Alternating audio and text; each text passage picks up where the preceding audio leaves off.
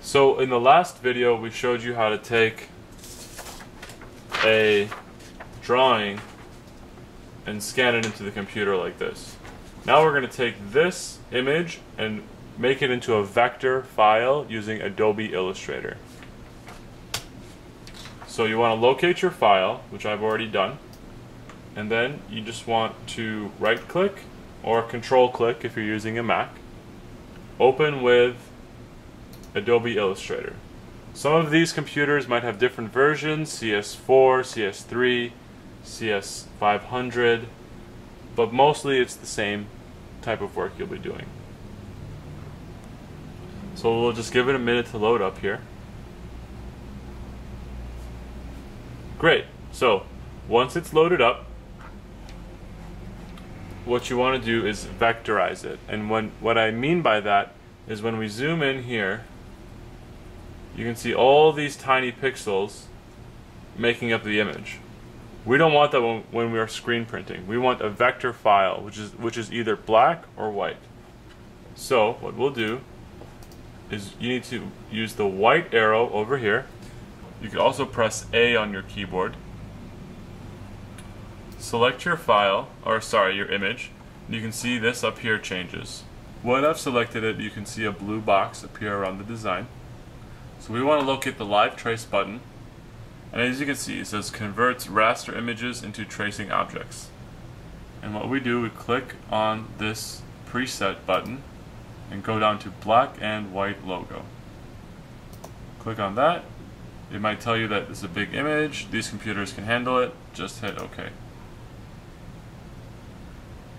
Take a moment now. Oh, there it is, never mind.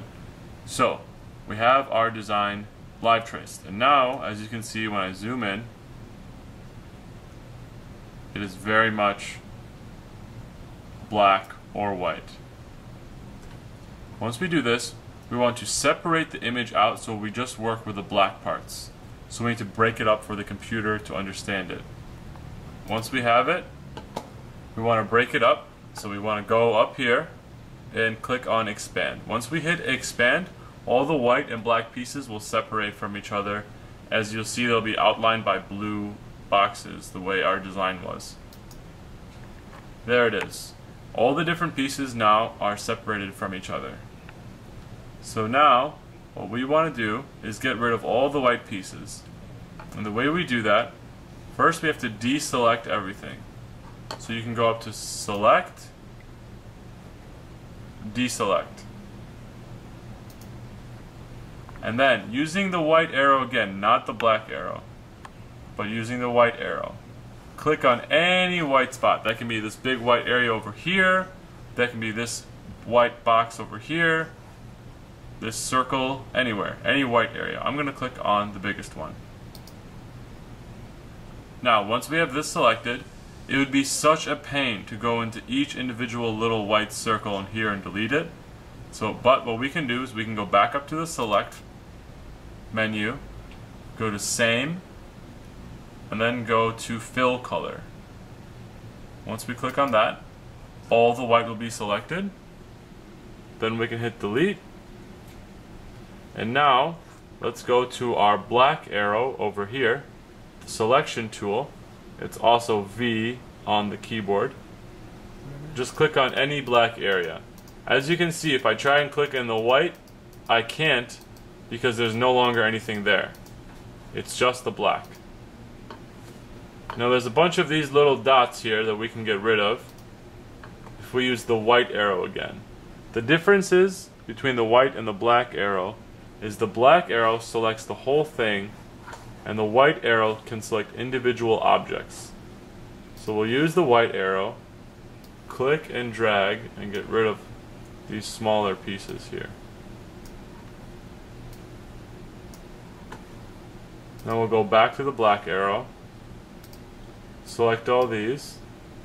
It looks like there's a couple more pieces over here and over here, so I'll delete those.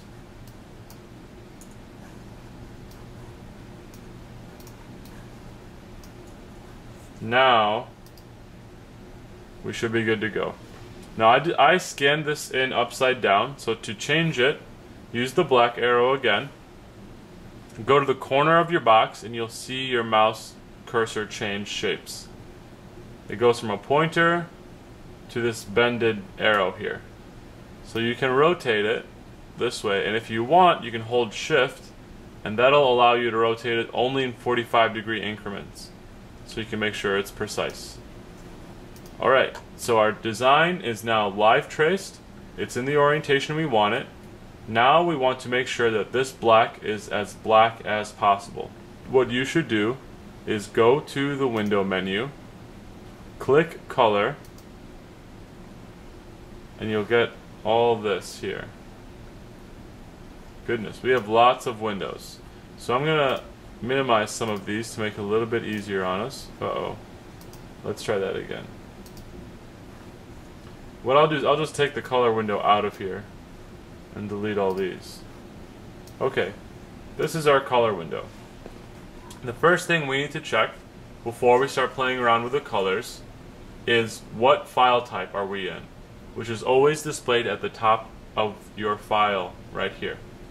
So we are in CMYK, which is what we want. This stands for cyan, magenta, yellow, and black, and it is used when you're doing a printed product. If you're using something for the internet, you can use RGB, and you can change it up here in the file menu. Go down to document color mode, and you can select. So we're going to stay with CMYK. We're going to use the black arrow, select our entire object, go into the color window. So even though this is 100% black, we're only in grayscale. And if you missed it, I clicked on this box right here. So let's click on it again and go to CMYK. And then all we do is just bring all the values up to 100%. This will tell our printer to make the design as black as possible. Once this is done, our design is ready to get printed out. It's at 100% CMYK. It's a vector that we cleaned up, and it's the right direction that we want it to be in. The last thing we should do is make the document as big as our transparency. Depending on how big our transparencies are, will determine how big we make it. The ones we're using right now are 13 inches wide by 19 inches tall. So that's what I'll do. I'll go up to File, Document Setup, and for CS, I believe this is CS4, yeah, CS4 and above, you'll have the option to edit the artboards. In CS3 and below, it'll look a little bit different, where you can edit the artboards without having to go to a separate menu. But for us, what we'll do is we'll click here. This is our artboard. It's 8.5 by 11 right now. So we'll change that to 13 inches wide and 19 inches tall. Once we're done, you just click on the black arrow, and I'll zoom out a little bit and you can see the design on the transparency. So now we are good to go. Let's save our file, not as a JPEG anymore. So we'll go to Save, and let's save it as a PDF. And I'm going to save it on the desktop just so we can find it faster. And then click Save. All this is fine. You don't have to worry about changing this.